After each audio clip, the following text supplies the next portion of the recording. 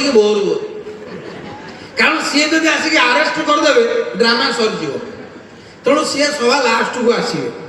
ତେଣୁ ଯେତେବେଳେ ସ୍ତ୍ରୀ ଲୋକଟି ଇମୋସନାଲ ହେଇଯାଇଛି ସେତିକି ବେଳେ ସବୁ ଆମେ ଯେତେବେଳେ ଛୋଟ ଛୋଟ ହେଇଥାଉ ଆମର ନାଟକ ସାଙ୍ଗରେ କିଛି ନାହିଁ। କ'ଣ ଦୋକାନ ପଡ଼ିଛି ଏଠି ଦେଖନ୍ତୁ, ମତ୍ସ୍ୟ ଓ ପ୍ରାଣୀ ସମ୍ପଦ ମେଳା, ସେପଟେ ମାଛ ଉପରେ ବିଭିନ୍ନ ପ୍ରକାର ଜିନିଷ ପଡ଼ିଛି, ଏପଟେ ମସଲା ଜାତୀୟ ଜିନିଷ, ଏପଟେ କୃଷି ଜାତୀୟ ଜିନିଷ, ଏସବୁ ଜିନିଷ ସାଙ୍ଗରେ ଖାଇବା ପିଇବା ଜିନିଷ ପଡ଼ିଛି। ତେଣୁ ଯାତ୍ରାରେ ସେତେବେଳେ ଗୁଲୁଗୁଲା, ଇଟିଲି, ବରା, ଘୁଗୁନି, ଜଲିପି ଆକୁ ଦେଖି ଛୁଆ କେବଳ ସେଇଥିପାଇଁ ଯାଆନ୍ତି। ତ ଯେତେବେଳେ ସ୍ତ୍ରୀ ଲୋକଟି ଇମୋସନାଲ ହେଇଯାଇଛି, ଛୋଟ ଛୁଆଟି କହୁଛି ବାଉ ବାଉ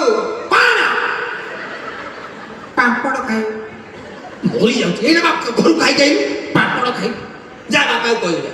ପୁଣି ସାଙ୍ଗେ ସାଙ୍ଗେ ହିରୋ ବାହାରିଲା, ଗୀତା ତମେ ଜାଣିଛ ମୁଁ ତମକୁ କେତେ ଭଲ ପାଏ। ଏତିକି ବେଳକୁ ଛୋଟ ଛୁଆଟି ବାଉ କ'ଣ ଶାନ୍ତିରେ ବସେଇ ଇଟାଲି ଖାଇବୁ, ଯା ଯା ଖାଇବୁ ମରିବୁ ଯା। ଗୋଟେ ଛୁଆ ତାଙ୍କର ଯାଇକି ବୁଲି ବାଲିକି ସବୁ ଖାଇ ଦେଇକି ଆସିକି ତାଙ୍କର ଆଉ ନାଟକ ଦେଖିବେନି, ଆସିବେ ତ ସିଧା ଫାଇଁକି ପଡ଼ିବେ ଘୁଙ୍ଗୁଡ଼ି ମାରିବେ। ଆଚ୍ଛା ଘୁଙ୍ଗୁଡ଼ି ମାରିଲା ଭିତରେ ସେ ଯେତେକ ଖାଇଥିବେ ପାରାଦୀପରେ ଯେମିତି ଲଘୁଚାପ ସୃଷ୍ଟି ହେଉଛି ତାଙ୍କ ପେଟରେ ଲଘୁଚାପ ସୃଷ୍ଟି ହେବ। ତାଙ୍କ ଅଜାଣତରେ ମହାବାତ୍ୟା ଗୋଟିଏ ଗୁଳି ପରି ତାର ଚାଲିଥିବ। ସେତିକି ବେଳେ ଅନେକ ଲୋକ ବସିଥିବେ, ସମସ୍ତେ ସମସ୍ତଙ୍କୁ ସନ୍ଦେହ କରୁଥିବେ, ଏଇ ଯେ ମୋ ପଛରେ ବସିନାହାନ୍ତି ସେଇ ଶାନ୍ତିରେ ବସେଇ ଦେଉଛନ୍ତି, ଆସିଲା ମିଲ୍ଟନ ଚାଲିଛି। ସେତିକିବେଳେ ଭିଲିଆନ କହୁଥିବ ହ୍ୟାଲୋ, ଏତିକିବେଳେ ଏ ଯୁବନିକିଆ ବାହାରିଲା, ଏ କଷ୍ଟକୁ ସେ କଷ୍ଟ। ତ ସେତେବେଳେ ଭିଲିଆନର ଡାଇଲଗ ଥିଲା, ତୋ ହାତର ଶଙ୍ଖା ତୋ ମଥାର ସିନ୍ଦୁରକୁ ପୋଛିଦେବି। ସିଏ ସେତେବେଳେ କ'ଣ କହୁଛନ୍ତି, ହ୍ୟାଲୋ, ସବୁଦିନ ପାଇଁ ତୋ ହାତର ସିନ୍ଦୁର ଦେବି। ଆମ ବାପା ସେତେବେଳେ ଡିରେକ୍ସନ ଦିଅନ୍ତି, ଆମେ ଭୁଲ କହିଲୁ, ଏ ଭିଲିଆନ ତାର ଶୁଣିକି ସେ ପ୍ରମ୍ପଟିଂ ଚାଲିଥିଲା, ଆମେ ଭୁଲ କହିଲୁ, ଭୁଲ କହିଲୁ,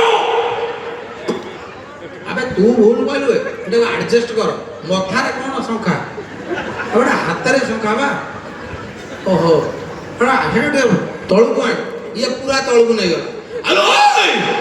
ତୋ ମଥାର ସିନ୍ଦୁର ଆଉ ତୋ ଅଣ୍ଟାର ଶଙ୍ଖାକୁ ଭାଙ୍ଗିଦେବି। ଇଡେ ପାଗଳଟା କୋଉଠି ଆଉ ଟିକେ ଉପରକୁ ନେ। ସବୁଦିନ ପାଇଁ ତୋ ମଥାର ସିନ୍ଦୁର ଆଉ ତୋ ବେକର ଶଙ୍ଖାକୁ ଭାଙ୍ଗିଦେବି। ଅତି ପାଗଳ ଦେଖେ କ'ଣ ଆପଣ କହୁଛନ୍ତି ଉପରକୁ ଆଣି ତଳକୁ ଆଣି ମୁଁ କୁଆଡ଼େ ନେବି, ଛାଡ଼ ମୁଁ ତା ପକେଟରେ ପୁରେଇ ଦେଉଛି। ତେଣୁ ସେତେବେଳେ ଯେତେବେଳେ ନାଟକ ଯାତ୍ରା ହେଉଥିଲା ବହୁତ ଲୋକ ଥାନ୍ତି ଡିସିପ୍ଲିନ ଦାୟିତ୍ୱରେ, ସେ ଟୋଟାଲ ଡ୍ରାମା ଫାମା ଦେଖନ୍ତିନି, ସେ ତାଙ୍କର ଘଣ୍ଟାକୁ 20 ଥର ଦୟାକରି ଗାଡ଼ି ଗୁଡ଼ିକୁ ସାଇଡ୍ କରିଦିଅନ୍ତୁ, ସାଇକେଲଟି କେନାଲରେ ପଡ଼ିଛି ଆସି ନେଇଯାଆନ୍ତୁ। ସେ ଟୋଟାଲି ଶୋଇ ନଥିବେ। ସେହିପରି ଭାବରେ ଆଜିର ଏହି ସୁଭଦ୍ରା ଶକ୍ତି ମେଳା ଯେଉଁ ସୁରୁଖୁରୁରେ ହେଉଛି, ଡିସିପ୍ଲିନ ଦାୟିତ୍ୱରେ ଥିବା ସମସ୍ତ ଭାଇମାନଙ୍କ ପାଇଁ ଗୋଟେ ଜୋରଦାର କରତାଳି, ଗୋଟେ ଜୋରଦାର କରତାଳି।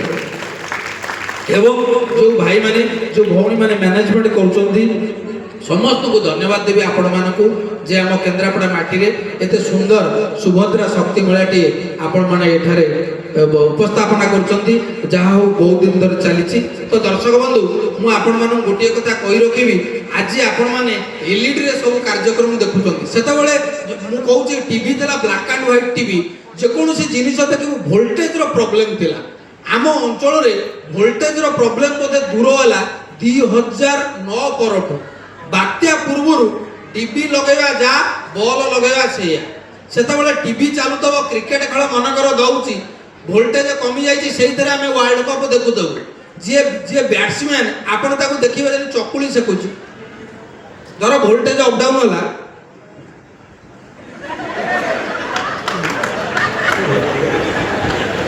ଯିଏ ବୋଲର ଘଷି ପାରୁଥିବ, ମାନେ ସେତେବେଳେ ପ୍ରୋବ୍ଲେମ ଦେଖାଏ, ମାନେ ଭୋଲ୍ଟେଜର ବହୁତ ପ୍ରୋବ୍ଲେମ। ମୁଁ ଦେଖିଛି ସିନେମାରେ ଯେତେବେଳେ ଡାଇଲଗ କହୁଥିବେ, ଧର ହଠାତ୍ ଭୋଲ୍ଟେଜ ଡିମ୍ ହେଇଗଲା, ଷ୍ଟାବ୍ଲାଇଜର ମୋଡ଼ି ମୋଡ଼ିକି 5ରେ କରିବେଣି, କିନ୍ତୁ ସେ ସବୁ ତାଙ୍କର ମାନେ ଚକ୍ରି ଦୋଳିରେ ଖେଳୁଦେବେ। ଆରେ ବିଜୁ, ତୁ କ'ଣ ଜାଣିନୁ ତୋ ବୋଉ କେମିତି ତତେ ମଣିଷ କରିଛି? ସେ ପୁରା ଲେଖି ଦଉଦେବେ ମଣିଷଟା, ତେଣୁ ସେତେବେଳେ ବହୁତ ପ୍ରୋବ୍ଲେମ ଥିଲା କିନ୍ତୁ ଏବେ ବହୁତ ବହୁତ ଧନ୍ୟବାଦ ଦେବି ରାଜ୍ୟ ସରକାରଙ୍କୁ ଆଜିର ସମୟରେ ଆମ ଓଡ଼ିଶା ଏକ ସୁନ୍ଦର ସ୍ଥାନରେ ପହଞ୍ଚି ପାରିଛି ସେଥିପାଇଁ ଆଉ ଥରେ ଜୋରଦାର କରତାଳି ହେଉ ଆମର ଏ କାର୍ଯ୍ୟକ୍ରମକୁ ତେଣୁ ମୁଁ ବର୍ତ୍ତମାନ ମିସ୍ ଅଞ୍ଜଳିକି ଡାକୁଛି ଆଇଥିଲେ ପଳେଇ ଯାଇଥିଲେ ଅଞ୍ଜଳି ଆସ